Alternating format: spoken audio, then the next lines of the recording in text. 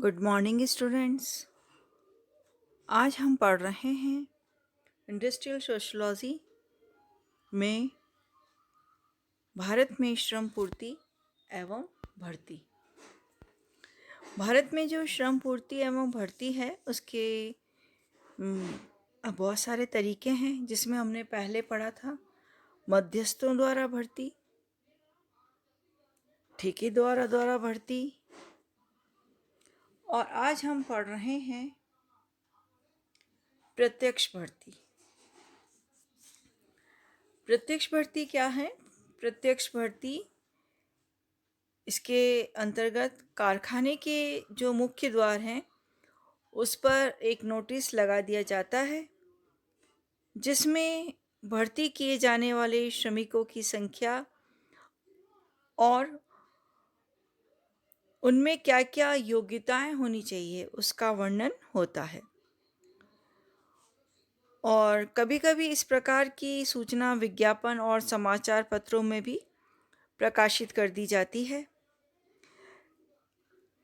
इसके कारण एक निश्चित तिथि को काफ़ी संख्या में भर्ती चाहने वाले जो श्रमिक होते हैं वे कारखाने के मुख्य द्वार पर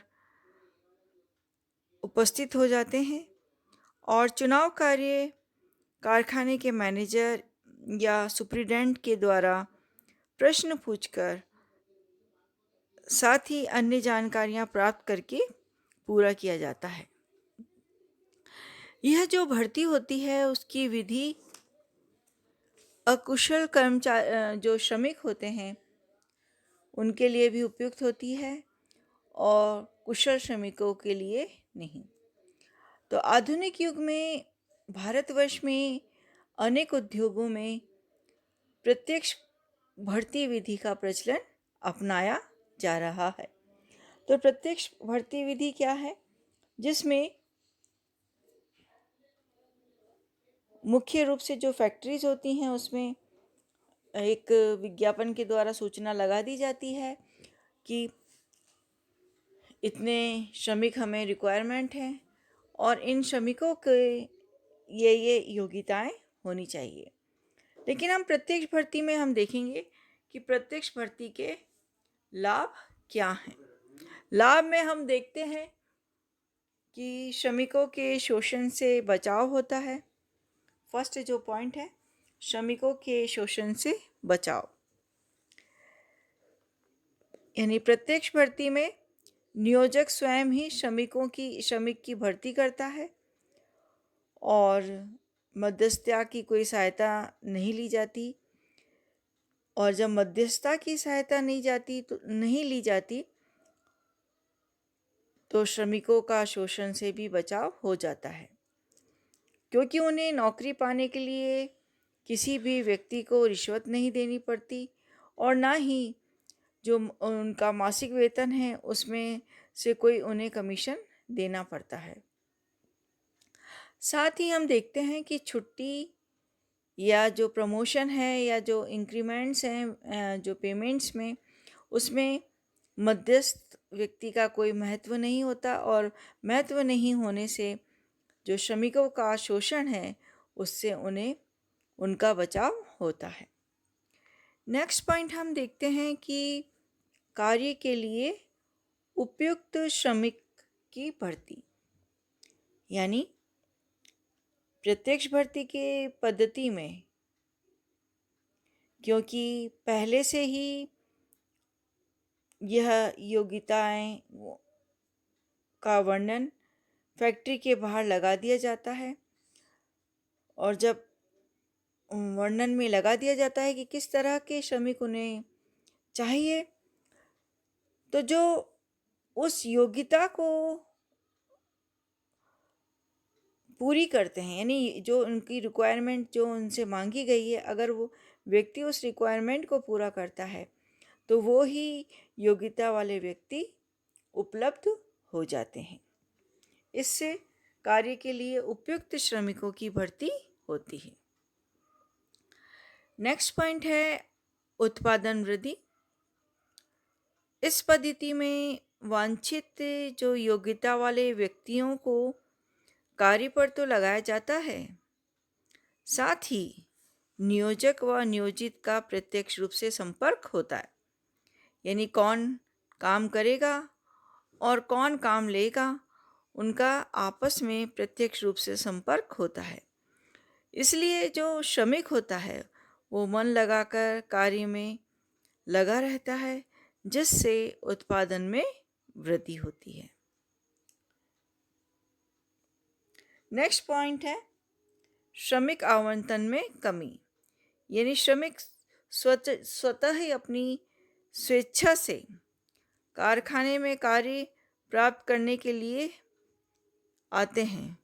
उन्हें किसी भी प्रकार का झूठा प्रलोभन नहीं दिया जाता तथा श्रमिक को भी यह पता होता है कि उसे कितना वेतन प्राप्त होगा।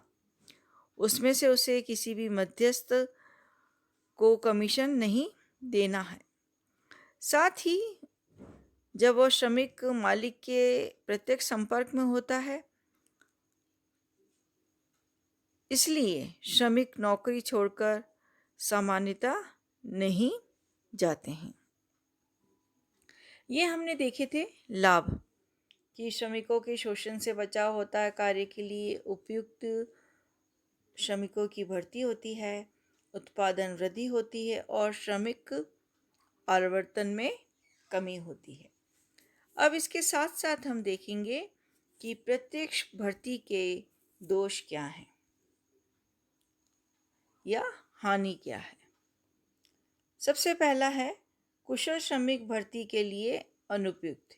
यह जो विधि है वह कुशल श्रमिक भर्ती के लिए अनुपयुक्त है, क्योंकि इस प्रणाली में अकुशल एवं अशिक्षित श्रमिकों की भर्ती के लिए उपयुक्त है, लेकिन कुशल एवं योग्य श्रमिकों की भर्ती के लिए अनुपयुक्त है। नेक्स्ट पॉइंट है विज्ञापन व्यवस्था पर्याप्त नहीं। इस प्रणाली में नौकरी चाहने वाले श्रमिकों की भर्ती की सूचना देने की समुचित व्यवस्था नहीं है, क्योंकि जो अशिक्षित श्रमिक है वो विज्ञापन पढ़कर जानकारी प्राप्त करने में असफल रहते हैं। इसके अतिरिक्त गांवों में समाचार पत्र या विज्ञापन नहीं पहुंच पाते और वहां के श्रमिक जानकारी के अभाव में इससे वंचित रह जाते हैं। तो इस तरह से हमने देखा कि प्रत्यक्ष भर्ती के क्या है और प्रत्यक्ष भर्ती के लाभ और हानि क्या है। और इसी तरह की हम देखते हैं कि किस तरह से और भर्ती व्यवस्था है, उसमें है रोजगार कार्यालयों द्वारा भर्ती।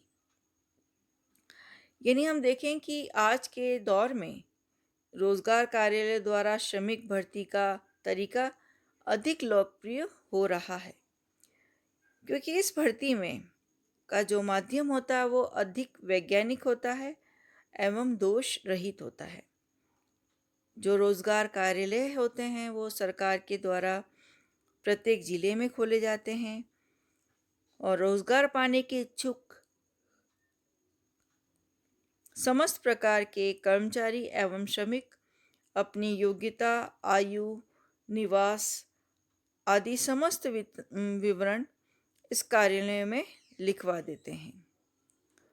उद्योग के मालिक अपनी मांग रोजगार कार्यालय को बतला देते हैं और जब वो अपनी मांग रोजगार कार्यालय को बतला देते हैं तो रोजगार कार्यालय में जो नियोजक को उसकी आवश्यकता के अनुकूल वांछित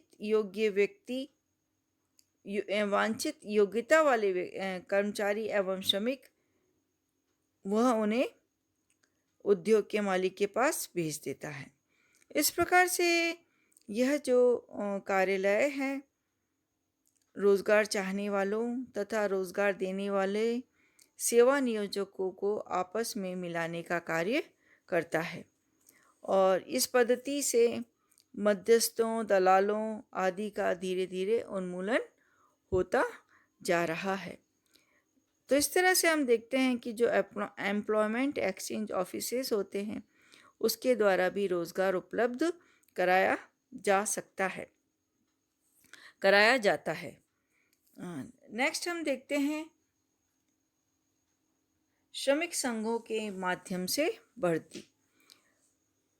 कुछ औद्योगिक संस्थाओं में श्रमिक संघ तथा जो कर्मचारी संघ जो हैं वो एक ऑर्गेनाइज वे में हो गए हैं या संगठित हो गए हैं।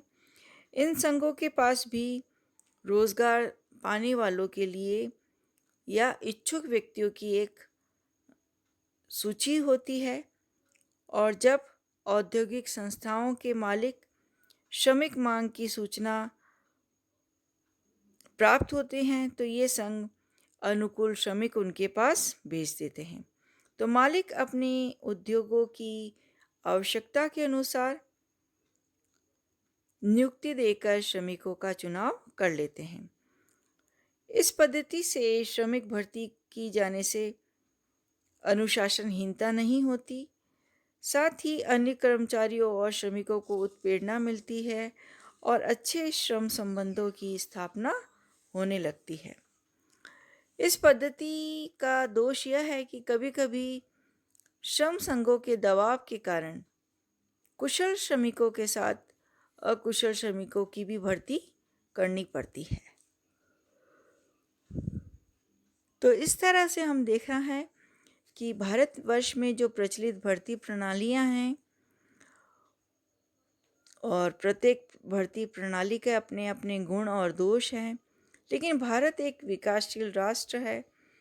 आज भी यहाँ बेरोजगारी का साम्राज्य है। ये अवश्य संतोष का विषय है कि भर्ती प्रणालियों में निरंतर सुधार हो रहा है और शीघ्र ही ऐसी संभावनाएं हैं कि भर्ती में वैज्ञानिक तरीकों का प्रयोग और निष्पक्षता बहुत कुछ सीमा तक व्याप्त हो जाएगी। Thanks. Have a nice day.